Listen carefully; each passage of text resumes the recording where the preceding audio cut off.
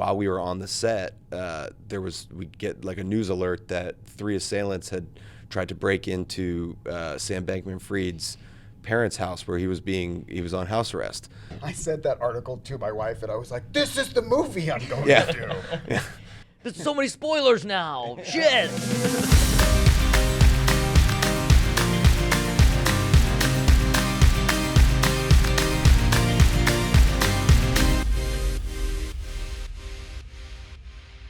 Welcome to the Den.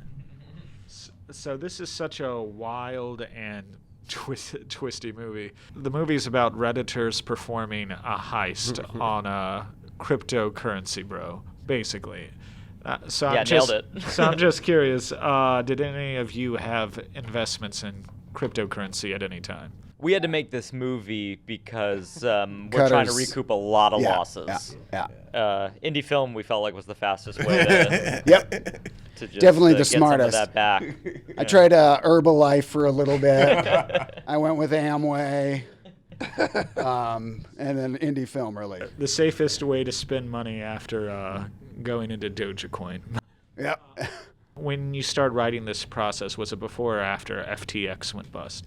Before, however, it was all sort of happening at once. So John and I started working on this story, ahead of it, but these things started unfolding as we were going into production. So some bizarre coincidences, including while we were on the set, we'd get like a news alert that 3 assailants had tried to break into Sam Bankman-Fried's parents' house where he was on house arrest.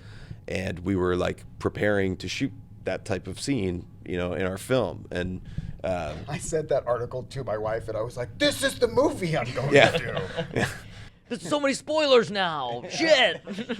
Took some inspiration from that, but I think the FTX story is a much more complicated and larger story. This was kind of focused more on when a platform can shut down or when a platform can be a scam. Who are the victims and what are those victims willing to do to go make things right? Well, Tony, you play one of the victims in this, and they talk about being Robin Hoods and vigilantes, and they use, very timeless theme. Your character talks about spiritualism a lot, but do you see them as specific reflections of the culture right now? I do 100%, because I keep saying this. I feel like we all have that one weird crypto buddy, and they all fall into like one of these characters, or like a version of what you're laughing because you know it, right? You have that one weird friend, the one that's like, "Oh, you invested in crypto," like Dom's character, and he's like, "Yeah, well, tell me about it." My buddy Billy said it's very cool and that it's the next thing and I should definitely do it. And I think, there are so many reflections of exactly, my sweet brother-in-law was like, "Dude, GameStop is popping off. You should, do it. Get in there." You know what I mean? And it's like, there's so much of that going on right now. And, blurbs from podcasts, Rogan and Huberman and Lex Friedman, you get these blurbs of like little snippets of like, buy this or buy that or try this or try that. And everybody's kind of getting, "Oh, great. Yeah, I'll take that." And not, really seeing the full context of what the implications are. Well, while the internet has brought people together, does it feel like it's made them easier prey for capitalistic vultures? Speaking of parents, my dad is like on like a every 2 to 3 day getting scammed on the internet. Like he can't learn it for some reason. So he's like, "Yeah, LifeLock's calling me again." I'm like, "No, Dad, that's not LifeLock. There's just no chance that's LifeLock." And he's like, "Well, they need my social." I'm like, "No, they're not gonna ask for that, Dad." The thing about the internet is like all of a sudden you can find your people, right? And you're like, "Oh, I thought I was the only one who loved underwater basket weaving," but then you find your whole community, and the criminals, it's that too, right? You're like, "Oh, there are so many people who are willing to do horrible, nefarious things to steal money from people," and they found a home on the internet. Speaking of this, Josh, could you talk about specifically about your character who, despite being tied up for most of the movie, seems to have a lot of control over the other three characters? Yeah, so my character is definitely one of these, conscienceless hucksters who found out that people will give him money if he sells them, a bill of goods. But yeah, he quickly finds himself in a situation with people who are slightly physically outmatch him. Slightly, it's close, but slight. And has to rely on his intellect to try to fight back. There's something very elemental about how he tries to control them, because to me it's like the king turning the lower classes against each other. No, it's exactly that. He's such a manipulator at his core, and you can tell that he's someone who sees people's weaknesses and figures out how to make them his advantage, and he totally sees where there are cracks. I'm a big fan of the show Survivor, and it feels like one of the Boston Rob masterful players, just sizing people up, understanding what makes them tick, and then making them cannibalize each other. And it's a really fun thing to play because I'm not that smart in real life, but it'd be cool if I was. At the same time, does it feel like the CEO character is still a part of the world that we were talking about a moment ago? Because he is a CEO, he's very successful, well, to a point, but when it all falls apart, his first instinct is to fake his own death and to defend his hideaway with a crossbow. I think it's the natural way to go. What else would you do? It's shocking how many of these people actually fake their own deaths, as though that does really happen. These people disappear and pretend they don't exist anymore because they think that's going to work out. The crossbow is a twist on that theme, but there are definitely people who are bunkered up with their dragon's layer of crypto gold. Well, Cutter, could you talk about getting support from Steven Soderbergh and the Andrews Bernard Award for this?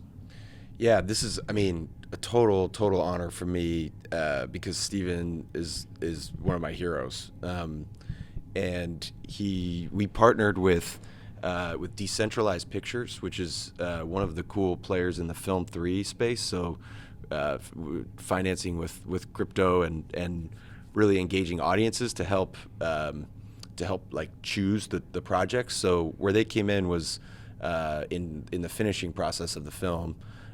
They have a platform that was sort of upvoting the different projects, and then Steven watches the finalists, and fortunately he chose ours. And I've gotten to meet him and talk to him, and he's he's obviously a master filmmaker, but he's also kind of a master of the heist genre. So of all of the sort of godfathers that we could have found, he's pretty ideal. But on the film 3 side of things, what they're doing, it's sort of an offshoot of American Zoetrope. So they are always been kind of fiercely independent since the early days, and this is kind of the latest iteration of trying to promote that in filmmaking. How far along were you in the process when Steven saw a cut of this movie? He saw, a rough cut of the film. So we were, not quite done, but yeah, he saw, pretty late rough cut, I guess. So I just have to share this story because we were up for this thing, and I'm messaging all my friends, hey, if you want to take a look at this, go to the site, vote on it. If you like the synopsis and the photos and it looks interesting to you, and sending it out. And I know we had made the top 5, and John, our writer, for my birthday, we were playing paintball in LA, and Josh had said very kindly he couldn't make it. Cutter was on the East Coast.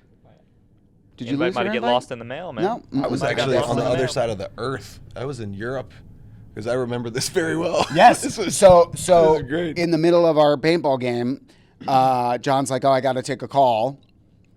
And he comes back from the call, and it's dude, we won the Soderbergh grant. It was so sick. So, and then, so we're waiting to hear if we've gotten into South by Southwest.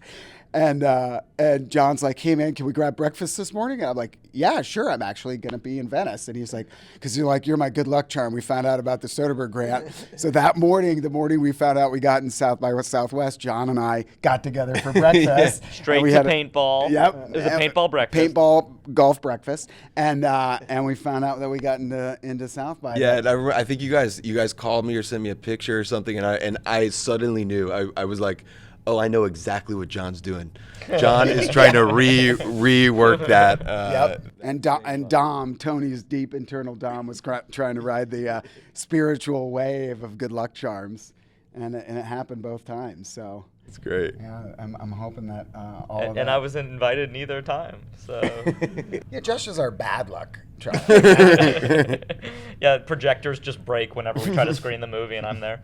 I did want to bring up a little bit the influences on this. Soderbergh, you mentioned, has made a lot of thrillers. I kind of was thinking, well, this is like the Treasure of Sierra Madre if they were mining for Doja coins. Yeah. But Nice. well, That's a really interesting one because that's kind of like one of these timeless films and probably structurally has influenced so many movies. And I think that was kind of the movies like Fargo, movies like A Simple Plan. I mean, in Soderbergh's world, even obviously the Ocean's movies, but the one at the race car. We'll get back to that one. It was those films like Simple Plan, Fargo, were, stories of criminals who get in over their head. I love that stuff so much, and I think in this case, crypto is just kind of the thing, the bag of money in this sort of long line of heist genre films. does it have a moral or a lesson or something like that for the audience today? Yeah, hold on for dear life. Never sell. Diamond To the hands, moon. baby. Diamond hands. Yeah. Well, we've talked a lot about, kidding aside, we've talked a lot about how, there's like a cautionary capitalism tale bound up in all of this, which is that whenever there's a new thing that is going to make us all rich, or that is the Wild West of the financial markets, a lot of people generally get hurt, and a few people enrich themselves on those people getting hurt, which is a real bummer. But I guess our message would be greed is perhaps not good. Is that as catchy? Is that as good as the other thing? Okay. I feel like my dad. Like, just don't bet anything that you're not willing to lose. And that, and it goes for all of these, characters, don't put your life on the line unless you're willing to lose it, man. I'm not saying anyone dies, but people do.